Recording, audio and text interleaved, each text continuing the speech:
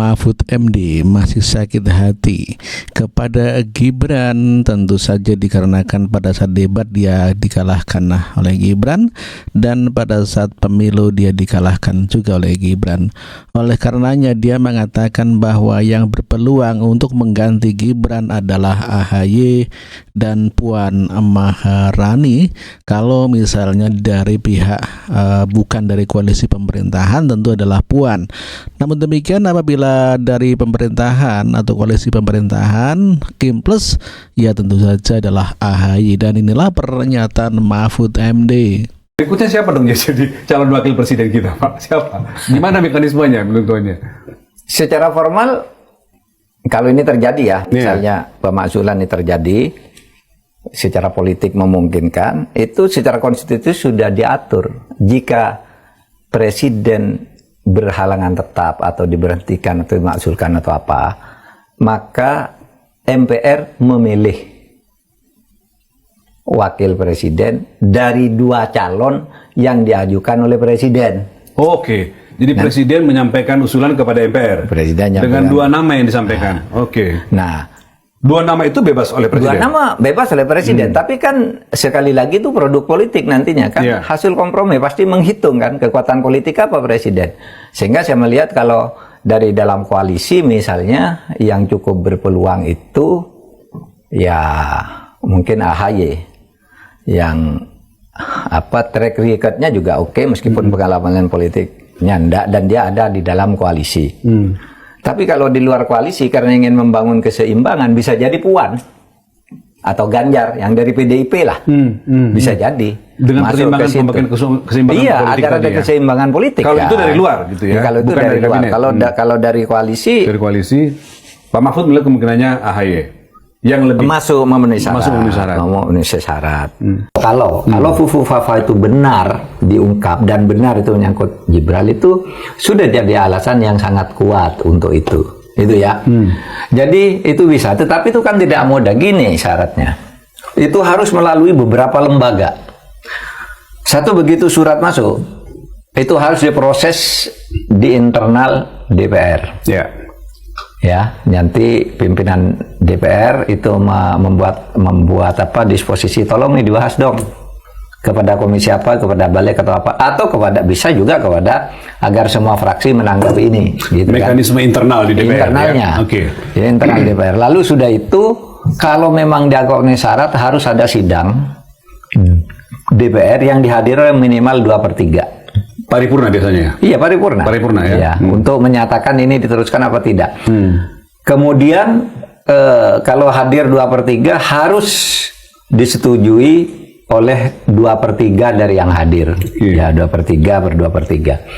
Jadi di situ aja kalau melihat konfigurasi koalisi dan oposisi sekarang, itu kan sulit.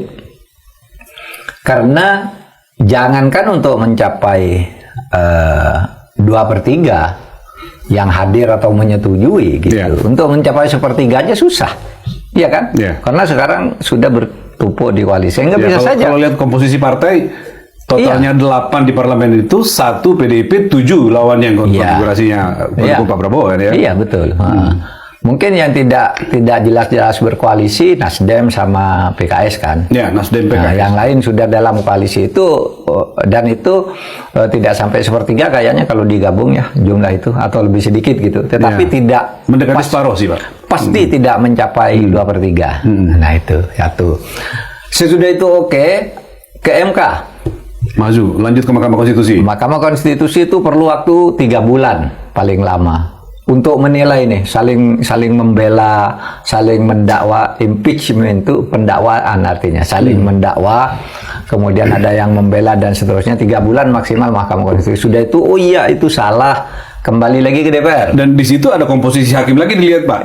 Dominan nggak yang mengatakan itu benar gitu ya? Iya, komposisi 9 hakim. 9 hakim itu. Itu belum tentu lolos juga belum kan tentu lolos juga di situ. Kalau lolos kembali ke DPR, serahkan lagi ke MPR. Jadi kembali lagi ke DPR? Iya, tidak langsung ke MPR ya? Iya, enggak. Ke DPR dulu. Anda lalu? Sudah benar kata MK, impeachment Anda sudah benar, ya pendakwaan Anda benar. Sekarang ini saya kembalikan hasilnya, Anda benar. Nah, DPR bersidang lagi, apa ini teruskan ke MPR atau tidak? Di MPR kalau setuju harus ada 3/4 yang hadir, 2/3 dari 3/4 ini setuju. 3/4 yang hadir, lalu yang bersetuju 2/3 dari 3/4. Di MPR tuh Pak ya? Iya, di MPR. Panjang sekali prosesnya. Jadi itu tidak mudah. Dan proses ini memang dibuat untuk mempersulit cara menjatuhkan presiden. Karena memang presiden tuh harus tidak mudah dijatuhkan lah, harus kuatnya posisinya ya, presiden dan wapres ya. Iya. Tetapi tidak juga mudah kalau kan hukum itu produk politik. Selalu balik semua ke teori yang itu ya. semua Kalau yang politiknya berubah maka hukum bisa menyesuaikan dia. Semua yang tadinya sulit menjadi mudah sekali. Pak Mahfud, pernahkah ada dalam negara kita contoh di mana sekelompok warga negara mengajukan gugatan kepada penguasa dan itu terjadi? Analisisnya tidak semata-mata kita menunggu bagaimana proses yang terjadi di DPR, MK atau MPR nanti, tapi juga bagaimana konfigurasi di dalam kepemimpinan Prabowo, kabinetnya ya. Dan di luar juga. Di luar juga. Di luar, kalau di masyarakat pergolakannya kuat, betul, itu bisa. Kondisi sosial masyarakatnya ya, seberapa jauh dukungan itu bisa muncul atau protes itu muncul. Iya. Ini kalau misalnya berlanjut terus Pak Mahfud, ini bahkan juga muncul di beberapa komentar di media sosial. Berikutnya siapa dong jadi calon wakil presiden kita, Pak? Siapa?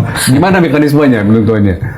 Secara formal, kalau ini terjadi ya, misalnya pemakzulan ini terjadi, secara politik memungkinkan, itu secara konstitusi sudah diatur. Jika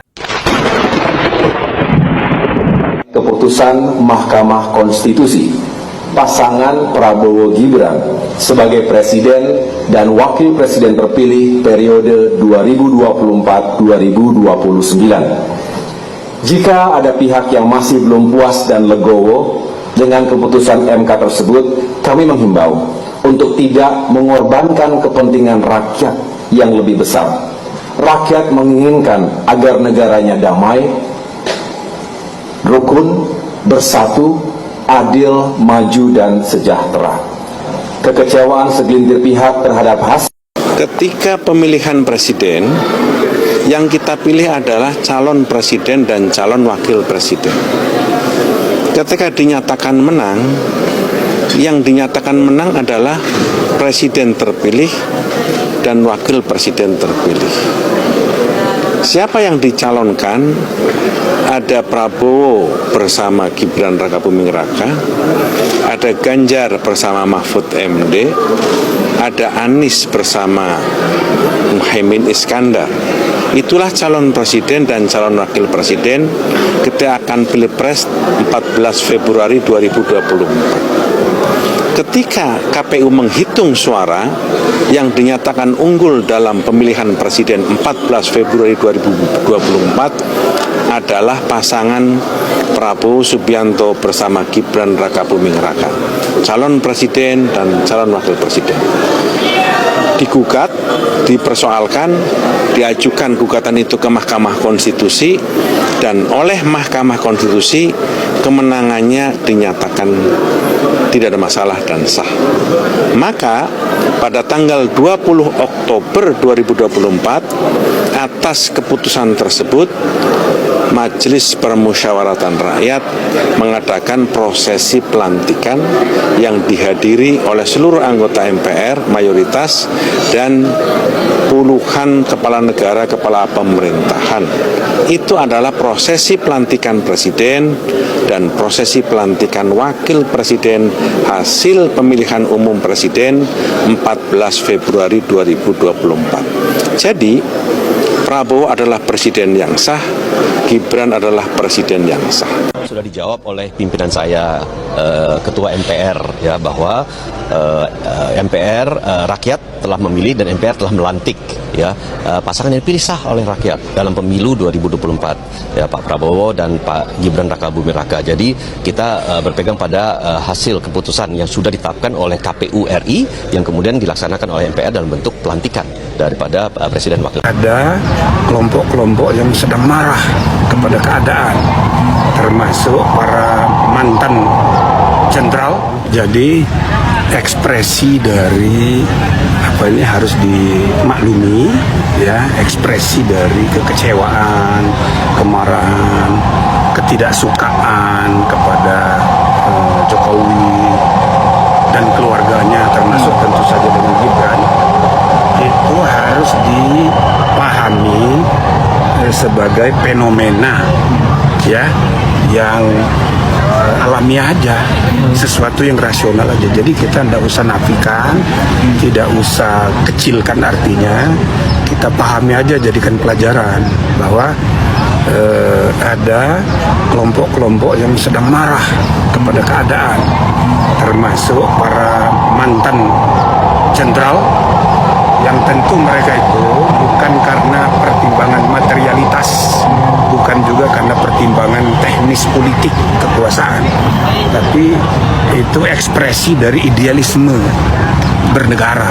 Maka kita harus hormati, ya kan? Ya sudah, itu, dan dia sudah salurkan dengan baik ke DPR, berkirim surat, jadi kita hormati gitu. Nah, tetapi kita sudah punya kesepakatan mengenai tata cara mengekspresikan atau tata cara untuk memakzulkan presiden dan wakil presiden. Nah, itu namanya mekanisme impeachment, sudah diatur di konstitusi. Itu loh. Caranya itu pertama ada alasannya, kedua ada proses proseduralnya. Nah, kalau alasannya sebenarnya, kalau konkretnya mau dicari-cari gampang. Ada 6 yang bisa dijadikan alasan. Pertama karena berkhianat pada negara, yang kedua karena korupsi, yang ketiga karena terima suap, yang keempat kalau dia melakukan tindak pidana berat lainnya. Apa tuh?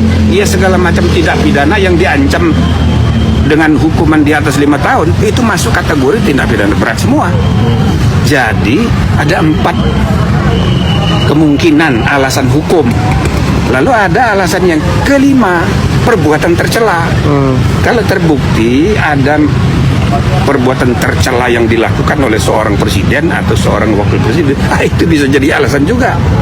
Yang terakhir itu alasan administrasi, kalau dia meninggal, dia mengundurkan diri, atau dia ternyata tidak memenuhi syarat lagi sebagai presiden atau calon wakil presiden, nah dia bisa diberhentikan. Jadi ada 6 alasan. Nah, kalau mau dicari-cari, gampang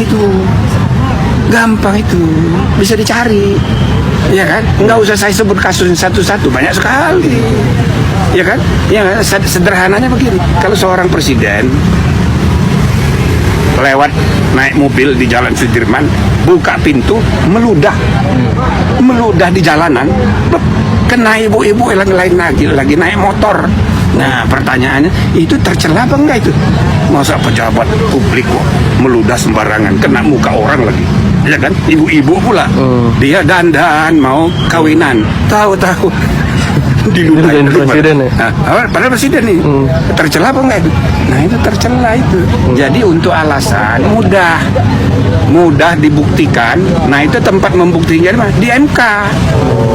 Jadi di MK itu nanti membuktikan apa benar dia melakukan 6 hal tadi, masuk kategori 6 hal tadi. Kasusnya apa, buktinya mana. Kalau terbukti bisa jadi, pasti setuju MK-nya. Apalagi MK itu ada 5 kewenangan, 2 yang belum, 3 yang sudah banyak. Judicial review, perselisihan hasil pemilu, sengketa lembaga negara, itu sudah banyak. Tapi 2 belum, pembubaran partai sama impeachment. Ya pasti senang tuh 9 orang kalau ada kasusnya.